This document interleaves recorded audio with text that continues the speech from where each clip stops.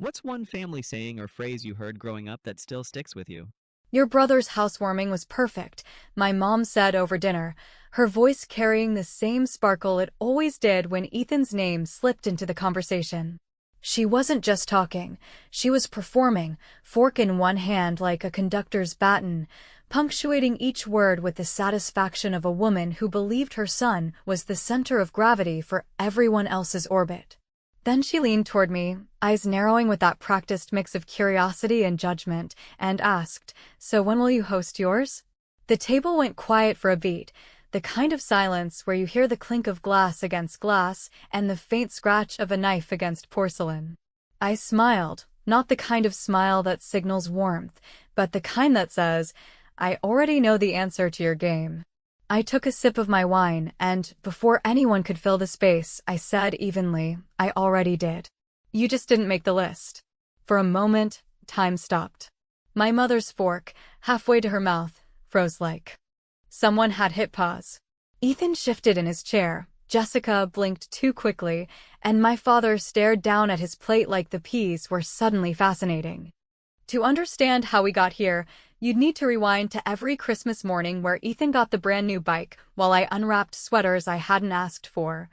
or to those family vacations where my parents made sure Ethan had his own room while I slept on a pull-out couch with scratchy blankets. It wasn't always cruel, not in the obvious ways that leave bruises or broken bones, but it was constant, a drip-drip of small dismissals that wore grooves in my sense of belonging. By the time we hit adulthood, it wasn't favoritism anymore, it was tradition. Ethan bought a condo? The family threw a dinner. Ethan got promoted? Mom ordered a cake. I got my master's degree and quietly paid off my student loans without help? Mom asked if I had considered dating someone more stable.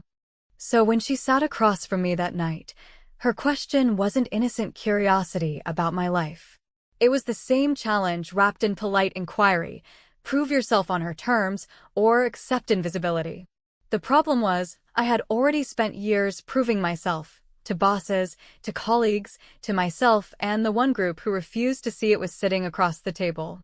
As I watched my mother's expression shift, I remembered the first time I truly realized just how invisible I was to them. It was 3 years ago at a family brunch. Ethan had just bought his first house, a fixer-upper in a neighborhood everyone called up and coming. The entire meal was a parade of his accomplishments, how quickly he closed, how he negotiated, how the neighbors already adored him. I had just been promoted at work, overseeing a team for the first time, and when I mentioned it, my father nodded vaguely and asked if my office had parking. That was the moment I stopped offering up pieces of my life, stopped trying to balance their lopsided scales of pride.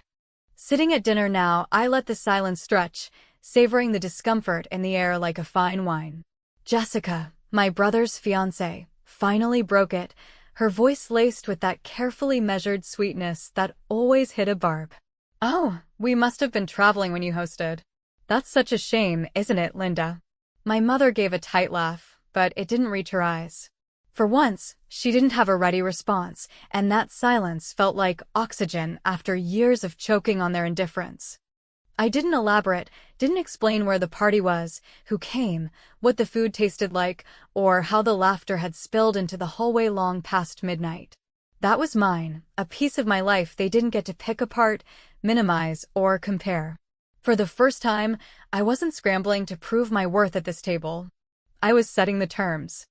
The funny thing about revenge is that it doesn't always arrive in grand gestures or dramatic confrontations. Sometimes it's a quiet knife slipped between the ribs of expectation, a reminder that you no longer dance to their music. That evening, my words weren't just an answer to my mother's question, they were a declaration. I had already chosen my guest list, already decided who was worthy of celebrating with me, and the people sitting at that table hadn't made the cut.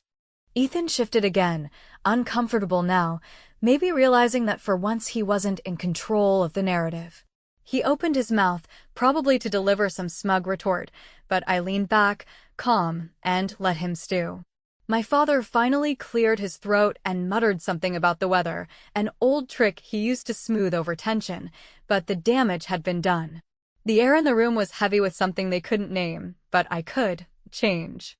That night was only the beginning. For years, I had been the invisible sibling, the one who covered her own bills, built her own career, bought her own place, and never expected applause. I had been the afterthought, the maybe someday in their eyes. But as I pushed my chair back and excused myself, letting the echo of my words linger in the dining room, I knew the balance of power had shifted. The next moves were already forming in my mind, small and sharp, each one designed to remind them that invisibility is a choice, and I was done playing along. And as I closed the door behind me that night, I couldn't help but laugh softly to myself. This was just the first taste. The real game hadn't even started. The morning after that dinner, I woke to the faint rattle of heat through the old radiators and the kind of soft light that makes polished wood glow, and as I padded barefoot into the kitchen where the coffee machine purred like a content cat, I caught my reflection in the microwave door and thought how strange it was that a woman who could sign contracts, manage budgets, and keep a team of grown adults moving in the same direction could be made to feel like a background extra by the four. People who still believe they own the script, which is why I stopped telling them anything real a long time ago, and why my life had grown wild and quiet in the spaces they never bothered to look. I had built routines that felt like armor, little rituals that said I belonged to myself, an early workout that cleared the static, a grocery list that read like a promise not to eat sad desk lunches, a living room that held art chosen because it unsettled me just enough to stay awake in my own skin, and in that carefully tended silence I learned that applause is optional when the work pays for itself. At the office I wore the kind of confidence that doesn't announce itself with slogans or mugs, the kind that shows up in results and late-night emails that land perfectly at dawn. And when my director asked if I would take the lead on a client who had already chewed up 2 managers and spat out a third, I did not say yes to impress anyone at home. I said yes because I trusted the engine under my own ribcage. And a month later, when the client renewed for another year and sent a note that used the word indispensable twice, I set the card on my bookshelf next to a photo from childhood where Ethan's birthday cake had my name spelled wrong on top of the frosting, and I laughed in a way that wasn't pretty, but was very, very real. It would have been easy to sit in this new independence and pretend the past didn't itch. Yet the truth is that old stories do not retire gracefully. They hang around in the doorway like uninvited guests, and they whisper when you are tired. So when my mother texted to remind me of Sunday brunch at a place Jessica had chosen, because the mimosas were adorable, I went. Not because I craved their company, but because sometimes you need to hold the past up to the light and see where it still bleeds, and also because I had a plan that would not look like a plan until it was already done. The host sat us under a fake fig tree with twinkle lights that were trying too hard, and Jessica arrived in one of those dresses that insists on being discussed, then leaned in to kiss the air near my cheek and said how she simply could not wait to help me decorate when I finally got a real place, a comment with teeth hidden under lip gloss, and I almost admired the technique, because if there is one thing my brother's fiancé excels at, it is dressing contempt as concern until you feel ungrateful for noticing the bruise. My father studied the menu as if it were a tax code. My mother announced she would be paying because family should celebrate itself. Ethan recited the square footage of his new addition like a bedtime story for adults who confuse drywall with destiny. And when the server delivered my omelet with a flourish as though eggs could change the course of a life, I decided the moment had come to let a tiny truth slip its leash and see whose ankle it nipped.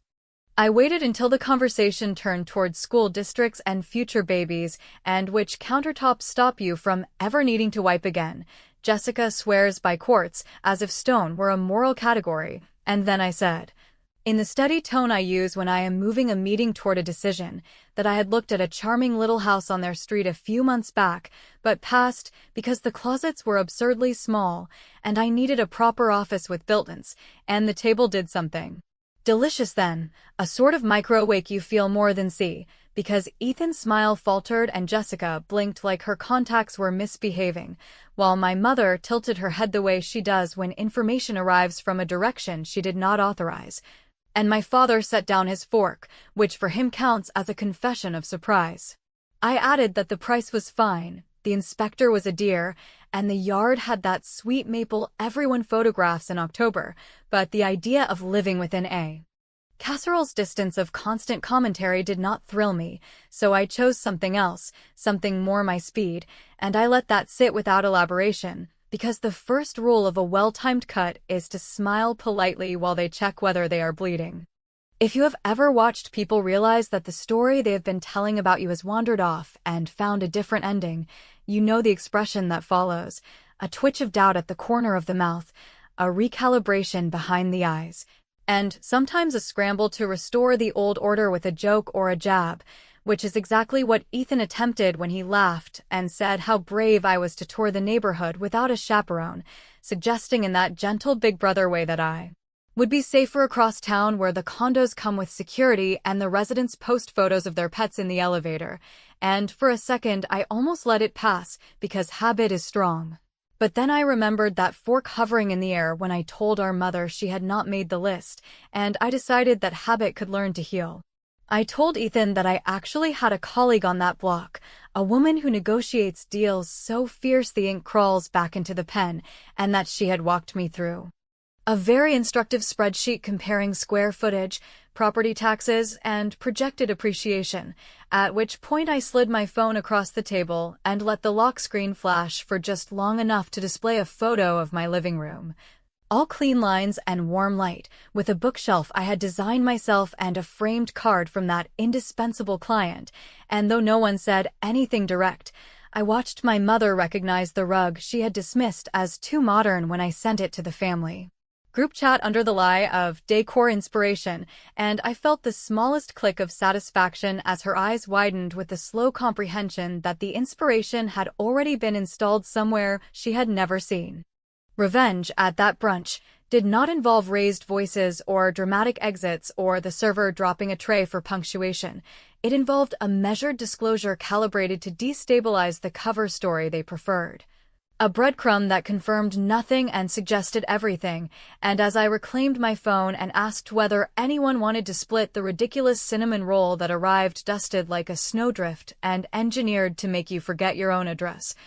Ethan muttered that some people buy ahead of their station while others invest in homes that grow with the family, which was his way of insisting on the hierarchy, but I only smiled and said stations are for trains and I prefer destinations. Then signaled the server to put my half of the bill on my card despite my mother's performance about treating us, and I included a tip so generous it made the server's eyes shine. Because there is a certain satisfaction in showing that the person they insist on underestimating is the only one at the table who can wield grace like a blade. Ethan's next invitation arrived wrapped in digital confetti with a subject line that announced, with the subtlety of a marching band, that the engagement countdown had begun and that Saturday would be an intimate pre-party for key people, which, translated from my family's dialect, meant donors, validators, and anyone likely to post flattering photos, and although the message included a sugary postscript about how he hoped my schedule allowed me to swing by for just an hour, the tone made clear that I had been cast as the reliable extra again, permitted to hover near the canopy table while the real characters took their bows, so I replied that I was thrilled and would bring something thoughtful for the new house. Then closed my laptop and let the quiet prick at me until it turned into that focused energy I recognize from hard weeks at work. The kind that asks what would happen if I stopped swallowing the small insults and started arranging the furniture of their expectations. Instead, the gift, I decided, would not be a bottle with a bow or a tray shaped like a leaf that pretends to be seasonal and ends up sticky with dust by spring. The gift would be a single framed photograph of a room they believe they knew, chosen with care, printed on matte paper that drinks the light, placed in a frame heavy enough to feel important before it even revealed its face, because weight changes behavior, and I wanted my brother to slow down when he opened it, to hesitate, to look twice, to wonder whether something about his set design had been replaced overnight. The night of the party I arrived on time because lateness is a currency manipulators use to make you chase their attention, and I refused to spend that coin anymore. So I walked in with a smile that said I was happy for them and a posture that said I would not be auditioning, and I handed the gift to Ethan with the kind of warm congratulations that always throws him off. Then let him whirl away to greet someone from his gym while I drifted toward the kitchen where Jessica's curated hors d'oeuvres gleamed in tidy ranks like soldiers, each one eager to be photographed, and I felt an absurd tenderness for the deviled eggs marooned behind the truffle crisps, because even food gets typecast in this house. The living room had been staged within an inch of its life, with pillows that had never met a spine and candles that gave off the emotional warmth of a showroom. And I stood at the edge and listened to the familiar chorus of compliments about the open layout and the way sunlight spilled across the oak floors at exactly 2 in the afternoon, and I realized that, for all their pride, the space did not feel lived in so much as rehearsed, like a set dressing that will collapse if anyone leans too hard on the walls. Which is why I chose my moment carefully, waited for a lull, and asked Jessica whether she preferred the photograph to be displayed on the console or above the bar cart where her vintage glassware needed company, a question that brought her floating across the room, eyes already sparkling at the chance to curate, while my mother drifted after her with that expression she wears around pretty objects, and Ethan, noticing the audience, cracked open the paper and eased out the frame. There is a special hush people make when they think they are about to see themselves, and for a breath it hummed through the room. Because the photograph did indeed depict a living room with clean lines and a warm throw draped in a way that reads as unstudied while taking 3 tries to get right.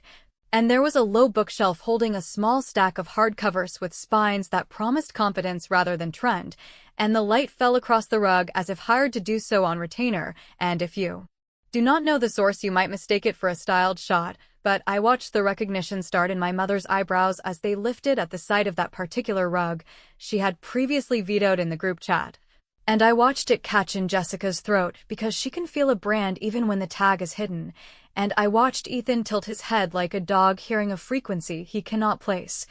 Because the composition was not his and the taste was not hers and the arrangement was not theirs. And the dissonance played a private melody that, to my ear, sounded like the overture to a long overdue opera. I said nothing, because silence sharpens edges, and I let them admire the shot, as Jessica called it, praising the balance and asking who the photographer was and where the ottoman had been sourced. And my mother murmured that the room was elegant, but maybe a touch too modern for a family space, and my brother declared that, regardless, it captured the aspirational vibe of his home, which he felt deeply proud of. And the server passed behind me with a tray of something on skewers as if punctuating the scene with a drum roll. I took the frame back for a second, wiped an invisible speck from the glass, and set it gently on their console, then stepped aside so the pair could pose for photos with it, a tableau so exquisite in its oblivion that I almost softened.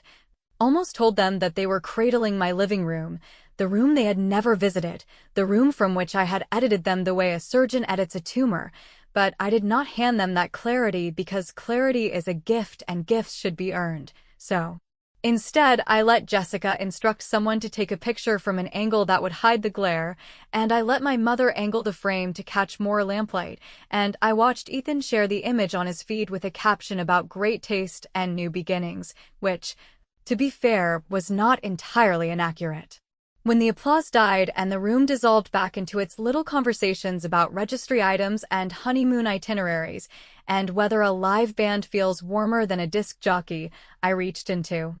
my bag and retrieved a small envelope that contained a handwritten note addressed to the two of them, a note that, when opened later,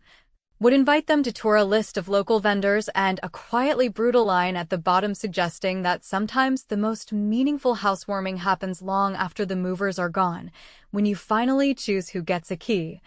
And I signed it with love because I am not cruel, I am just done. Then I excused myself to the patio where the air smelled honest and the sky had that velvet depth you only notice when you stop trying to impress anyone, and I let the knowledge settle that a single image had slipped beneath their story like a wedge, lifting it off the ground a fraction of an inch, just enough to start the slow, satisfying shift. The week after the photograph incident unspooled like a ribbon with knots hidden in the weave, because once you let a single thread of doubt slip into a family tapestry that has been displayed for years as if it were bulletproof, the pattern begins to shift in little ways you can feel before you can name, and sure enough my mother called under the pretense of asking about my weekend plans, and, after the ritual pleasantries that sound like concern but scan like surveillance, she slid into the true agenda with the grace of someone who has practiced all her life, explaining that Ethan and Jessica were finalizing wedding deposits and that the venue, which apparently had a staircase perfect for photographs that would later be printed on heavy cardstock and inflicted upon unsuspecting friends, required a commitment that was, as she put it, a bit of a stretch, and she wondered whether, since I was single and therefore blessed with fewer expenses, this said in a voice that made my teeth itch, I might want to contribute in a way that would be remembered. I stood at the window while she spoke and watched a pair of kids race their scooters along the sidewalk, trailing laughter behind them like ribbon, and I thought how funny it is that people who have never truly seen you can nonetheless attempt to inventory your wallet, your time, your future, and then present the bill as if you should be grateful for the chance to pay it, which is why I said the line I had prepared the moment she began the dance, that of course I wanted Ethan and Jessica to feel supported, that of course family matters, that of course there is nothing I would love more than to be helpful, and that she could count on me to cover the deposit by Friday. And when she exhaled with relief, I imagined the tiny,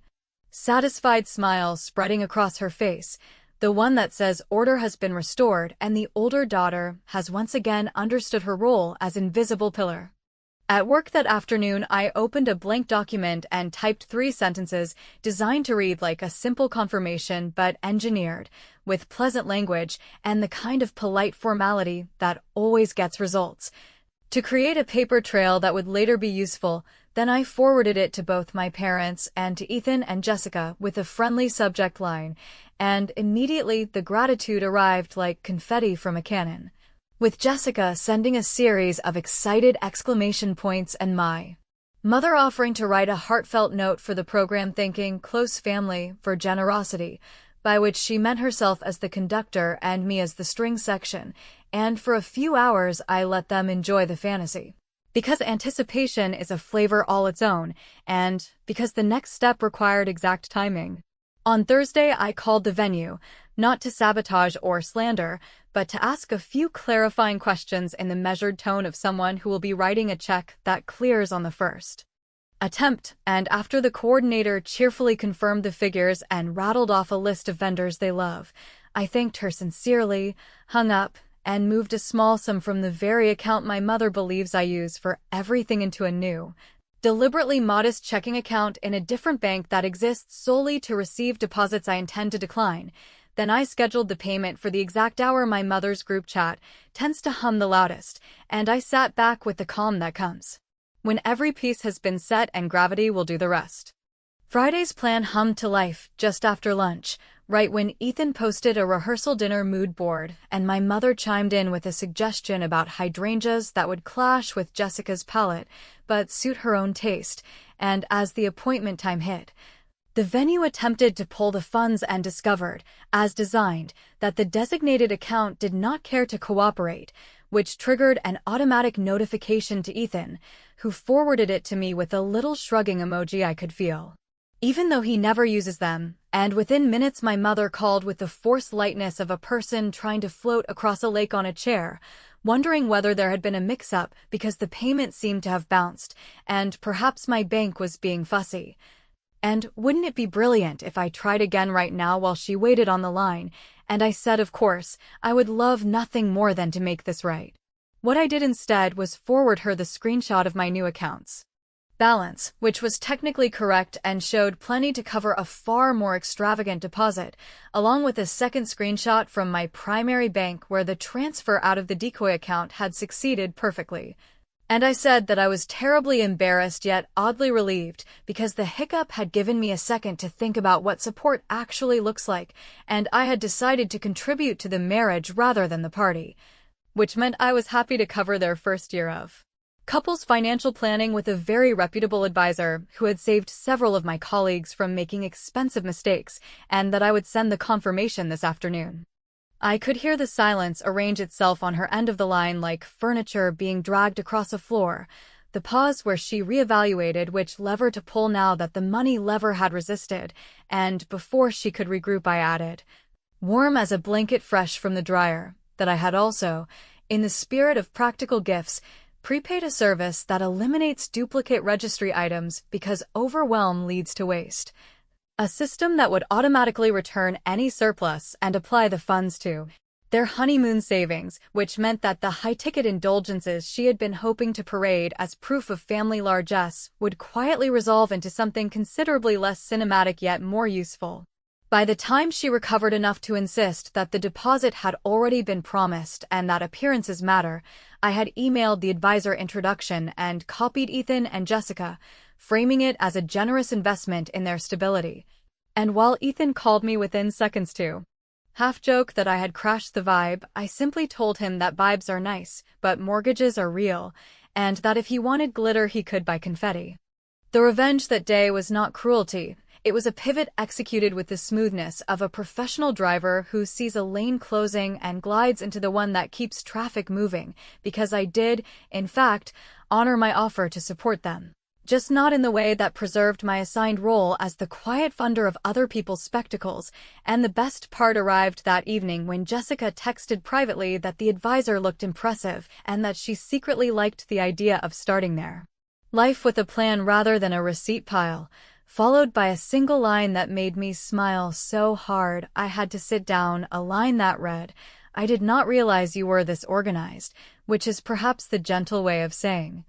"I did not realize the story we told about you was wrong." Later, as the sun sank and threw long honest light across my living room, the one in their framed photo, I poured a drink and thought about how easily people confuse generosity with obedience, and how satisfying it is to separate the two. And when my phone buzzed again with a message from Ethan asking if we could talk privately because there were things he wanted to understand, I let it ring once, twice, 3 times, then answered with the kind of calm that makes people sit up straighter. Because the next move would not happen over a deposit or a dinner or a party, it would happen where it always should have, in a conversation where I finally told the golden boy that gold leaf flakes when you touch it. Dinner at my parents' place unfolded with the stiff choreography of a play that has refused to close for decades, the table dressed with holiday china that appears whenever my mother wants the argument to feel ceremonial. The roast arranged like a centerpiece that could not be questioned without insulting the season itself, and the air thick with that careful brightness families put on when they are determined to pretend that friction is just a trick of the light. My father, who has always believed that men can redirect weather by discussing traffic, offered the opening small talk about a construction detour on the way over. My mother hummed with contentment that can only be achieved by spending an afternoon polishing opinions until they gleamed. And Ethan, unwilling to arrive empty-handed, contributed a slideshow of wedding updates that he scrolled through on his phone as if a cathedral of decisions depended on our admiration, while Jessica sat so straight her posture could have drawn a plumb line through the room, and I offered polite nods at the appropriate intervals, knowing that the real scene was still backstage, waiting for its cue. We had reached the moment of coffee, that ritual intermission wherein civility is refreshed like a browser tab, when my mother, warmed by the applause she had received all evening for shepherding a family toward a future draped in hydrangeas and matching napkins, leaned across the table with that sly smile she uses to unwrap a question in front of an audience, and said how perfect Ethan's housewarming had been, how people she respects still stop her at the market to praise the charcuterie board layout, and how the staircase photographs were so flattering they almost looked professionally lit. Then, with the same breath disguised as a sigh of maternal concern, asked when I would be hosting mine, because it would be so nice for everyone to see where I live now and, after all, how will people celebrate you if you don't give them a date, which was not a question so much as a verdict dressed as hospitality, and I felt a small, clean calm settle in my chest because the line I had been saving had sharpened in the waiting, and this was the instant to use it. I took a measured sip, set the cup down so gently that the saucer did not complain, and said, with a softness that made the words land like a note from a doctor who will not apologize for being accurate, that I had already hosted my housewarming, that it had taken place weeks ago on a night so clear the sky looked laundered, that the guests had eaten food that did not require an explanation and laughed like people whose joy is not an audition, that the music had been low and the conversations layered and the door had stayed open until far too late for work night, and that the list had been short on purpose because there are only so many chairs in my living room and only so many names that make sense when you are deciding who should sit close enough to touch your elbow. Then I let the silence stand, because silence, when it is honest, can be a mirror and a verdict and a key. My mother's fork, which had been traveling like a metronome all evening between plate and mouth in steady proof that she controlled tempo, stopped midair as if an orchestra had just hit a wall. My father inhaled sharply and then made a ceremony of refolding his napkin that he did not need to refold, a man rearranging linen because he cannot rearrange the narrative. Ethan leaned back with the kind of half-smile that tells you a joke is on deck, though his eyes had already left the stage and gone looking for exits, and Jessica, usually the quickest to recover a dropped mask, glanced at me with something that looked dangerously like curiosity, which is often the first step toward respect, and for a long, gorgeous moment no one spoke. Because there is a noise people make when they realize a party has occurred and they were not invited, and that noise is not a word. It is a shift in the air, a tiny pressure change around the eyes, a recalibration of how they rank themselves in your personal economy. I did not hurry to fill the space, because generosity is not the same as availability and because I had promised myself I would not rescue anyone from the consequences of their own blindness, so I let the memory unfold inside me instead.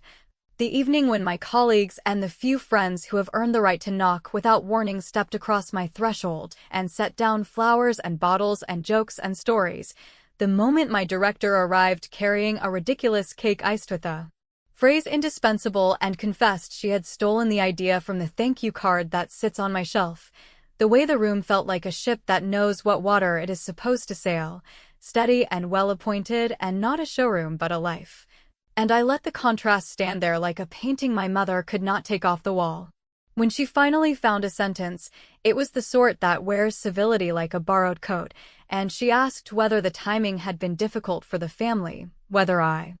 had considered that people might feel excluded, whether perhaps the guest list had simply gotten away from me, a gentle scolding trying to pretend it was an invitation, and I told her that the list had been the point,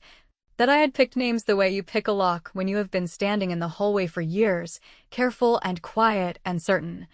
and that if I had not included someone it was because I wanted to celebrate what I was building rather than audition for approval I never again intended to request. Ethan tried a different angle, a breezy laugh that was meant to set us all down on safer ground, and said he wished I had told him because he would have helped with the playlist or the bar or even the lighting, since he has an eye for atmosphere. And I thanked him with the warmth of a person who has decided to keep no more receipts, then added that the atmosphere had taken care of itself once I stopped filling the room with people who confused proximity with entitlement, which made Jessica choke on a smile she did not have time to swallow, and made my father mutter that work friends come and go while family is forever, a sentiment that sounds comforting until you realize it is being used to lock a gate. I said that forever is a word better measured in behavior than in blood, that seats at my table would be set with the same logic I now used for my calendar and my budget and my faith in certain apologies, and that yes, it was a change, and yes, it would probably feel strange for a while.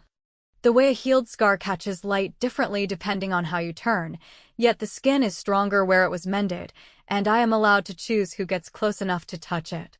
There was a quiet after that which I did not break, a high clear quiet that might be mistaken for cruelty by anyone who has never learned to breathe without permission, and then the room resumed in the clumsy way rooms do when a truth has sat down and refuses to leave. Forks clinked. Jessica asked if anyone wanted more salad as though leafy greens could stitch a wound. My mother recovered enough to declare that the coffee had gone cold, which it had, and my father, brave in the most ordinary way, asked if I would send him the name of that financial advisor again because he thought it was smart, which, coming from him, counted as a benediction even if he did not mean it to. And the night ended without a fight, not because nothing had changed, but because everything had, and none of us yet knew the rules. When I stood at the door in my coat and said goodnight, my mother touched my sleeve with a lightness that wanted to be tender and asked whether there would be room next time, which sounded like a plea and a challenge and a dare, and I told her, as gently as I could without lying, that seats are always possible for people who arrive willing to see me, and that invitations, like trust, are printed in runs that depend on the season. And as I stepped into the clean night where the air felt like something you can own if you stop asking for permission to breathe it, I understood that the story would not tie itself into a bow, that some nights I would weaken and some mornings I would reread old texts and wonder if I had been too hard, and that the ending, if there was one, would not be a curtain drop but a door opening and closing at different hours for different people. Which is another way of saying that ambiguity is not a cliff to fall from but a path you learn to walk, and as I turned toward home I thought about the next guest list and whether my mother's name might find its way back onto it, and decided, for now, to let the question simmer because some answers deserve a longer fire.